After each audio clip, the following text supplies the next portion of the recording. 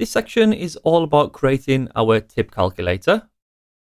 This is going to be the final version which we're going to be building in this section. The user can enter a bill inside the input field up at the top.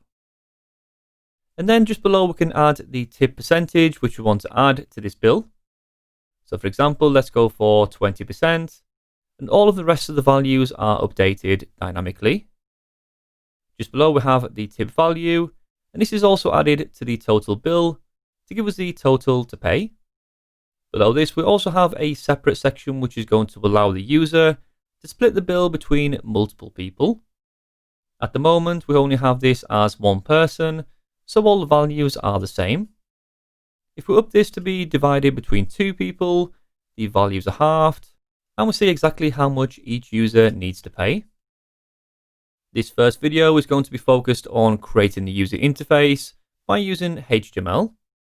In the upcoming videos, we're going to add some styling and layout with CSS, and then we'll move on to the workings and calculations, and also make the user interface dynamic by using JavaScript. So let's begin by creating a new folder. I'm going to add mine onto the desktop and call this the tip calculator. You can also organize these inside of a project folder if you prefer, but I'm just going to begin by dragging over this project folder into Visual Studio Code. The first thing we need is an index page which will contain the HTML. So inside of the project, create a new file. I'm going to call this the index.html. And we can also close down the sidebar for more space. Visual Studio Code comes complete with a plugin called Emmet, which will allow us to add shortcuts to create our HTML structure. So for example, we can add HTML:5, hit enter, and this will give us a starting point for our project.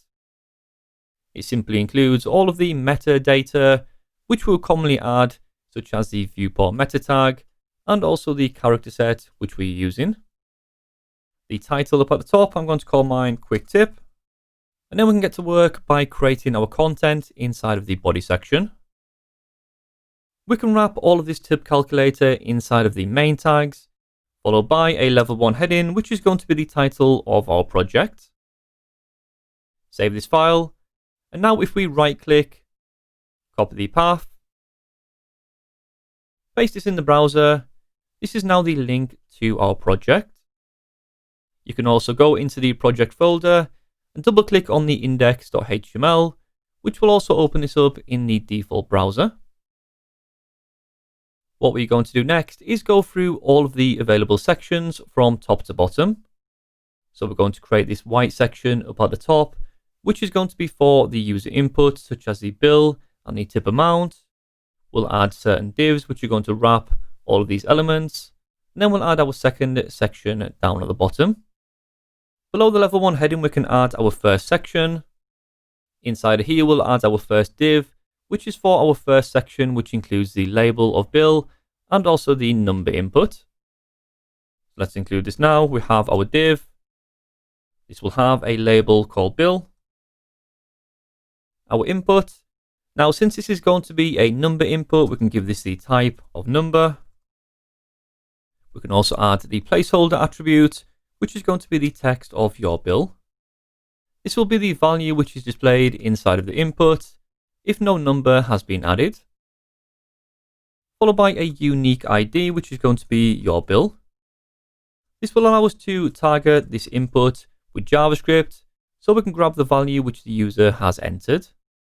We can also link this to our label by adding the same name in the for attribute.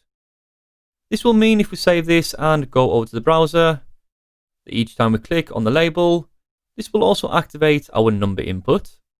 Moving down, we also have a range slider, which is just here. So this is going to have a section which is going to wrap both the input and also the label, and also the percentage. So let's add this now as a div. And then we can add a new div nested inside. This is going to be for the top row of the label and percentage. The label will have the label element and the value of select tip. Just after this, we'll create a span element and give this a ID so we can target this from our JavaScript. We can call this the tip%. And later on, we'll populate the contents of this using JavaScript. For now, we'll just add this as 0%, so we can see how this looks in our user interface. Just after this surrounding div, we can then create our input, and this is going to be a type of range. This will give us this range slider, which we see in the final version, although it may look a little bit different at the moment. We can set the initial value. We want this to begin at 0%, followed by a ID of tip input. So again, we can use this for the label. And this will also be used with JavaScript later on to grab the tip value. Let's save this and see how this looks over in the browser. The structure is there. We have the label, we have the percentage, and also the range slider. This obviously looks a lot different than our finished version, but we'll fix this with CSS very soon. Moving down, if we go back to the finished version, we next need a tip section. This is going to be pretty simple. We'll have the label and also the value on the right hand side. We'll have a horizontal rule and then a section which is going to be for the total. So let's first create this tip section just below our last div. Create a new div for this section. A span with the value of tip, followed by an empty span with the ID, which is going to be equal to tip value. This will allow us to later on grab this element by the ID and then place a value inside. After this, a horizontal rule to create our line, and then the final section down at the bottom. Add our div as a wrapper, the span with the text of total, and then just like above, we'll add a empty span, which is going to be updated with JavaScript. The value is going to be the total, which includes the tip, so we'll call this total with tip. This is now all of the elements in place for our first section. If we reload the browser, these are all now in place. The next thing to do is to move down to the final section, which is to split the bill. So just below our closing tag for the section, let's create a new section. The first surrounding div is going to be for the split input. So this section just here, just like we did with the tip value up at the top, we'll create a div which will contain the label and also the number of people. We'll then follow this with a range slider. So the div for the text, this will have the label with the text of split.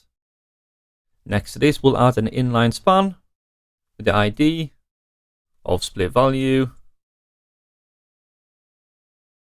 And this will be updated with the value of 1 person. As this increases, this will be 2 people, 3 people, and so on. Just below this div section, we can then create the input. Just like above, this will have the type of range. And we can also restrict the values inside of this range input. So to begin, we want to create the minimum value of 1. This is because there's always going to be a minimum of 1 person, which the bill is going to be split between. We can set a max value. This can be any value which you prefer. I'm going to go for 10. And set the initial default value to be 1. This also needs a unique ID. I'm going to call this the split input, which we can also match with the label. Let's check this is all working. Refresh the browser, and we have a new range input. You can also add a default value into here if you prefer. So 1 person, and we'll see this inside the browser. Next up, we have 2 more simple sections at the bottom, which is a simple div with the label and also the values on the right. So the first div, this is going to have a span with the value of bill each. Also followed by an empty span with the ID of bill each. The final section at the bottom is the tip each and also the value. Create a new div. The span with the text of tip each. Followed by an empty span with the ID, which is going to be equal to tip each. Save our index.html file, and this is now all of the HTML content which we need. Reload the browser, and everything is now in place. Obviously, our tip calculator doesn't look anything like the final version at the moment, but we'll begin to fix this in the next video, where we'll apply some CSS.